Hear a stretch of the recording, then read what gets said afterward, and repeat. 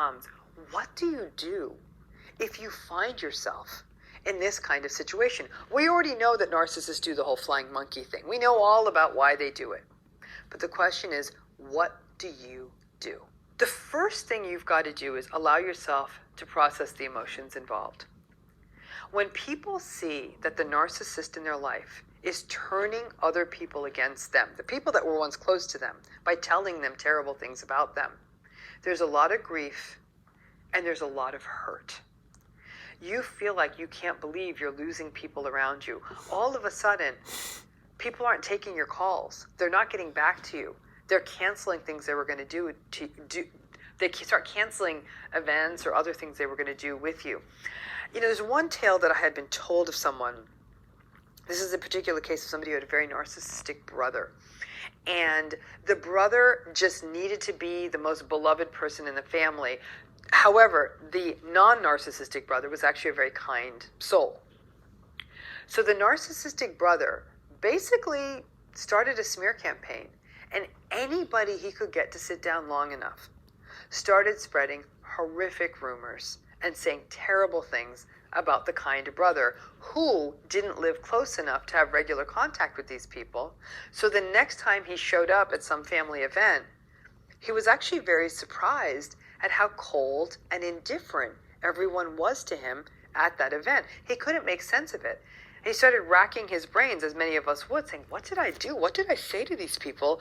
Why am I so mad? Did I forget something? Did someone die and I didn't pay condolences? Like, he was really confused.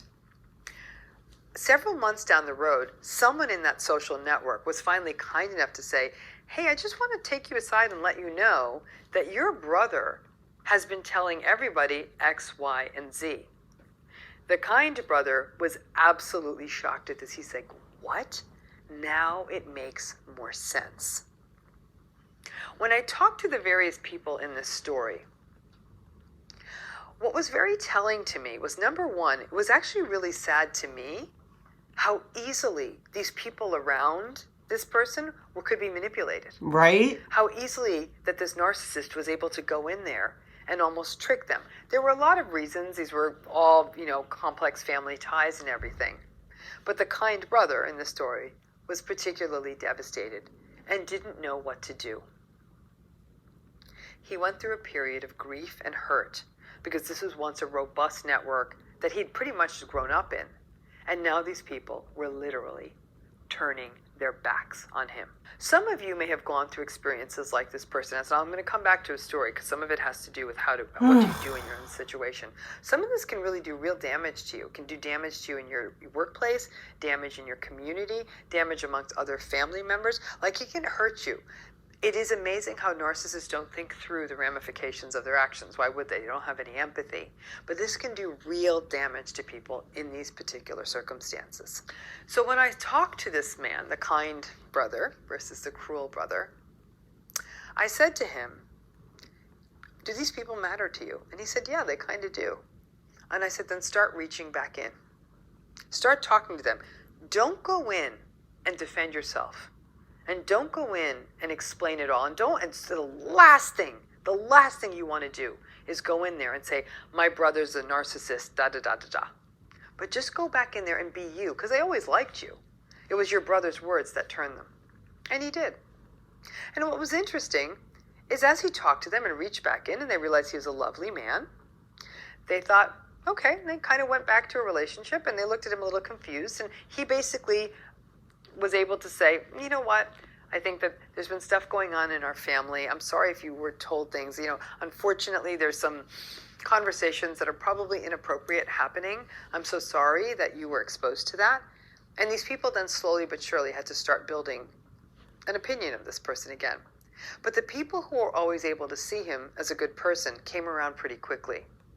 What was more devastating for this particular person is the people who didn't come around.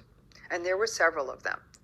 They bought hook, line, and sinker what that horrible narcissistic brother had told them. The narcissist in your life has really harnessed the troops against you.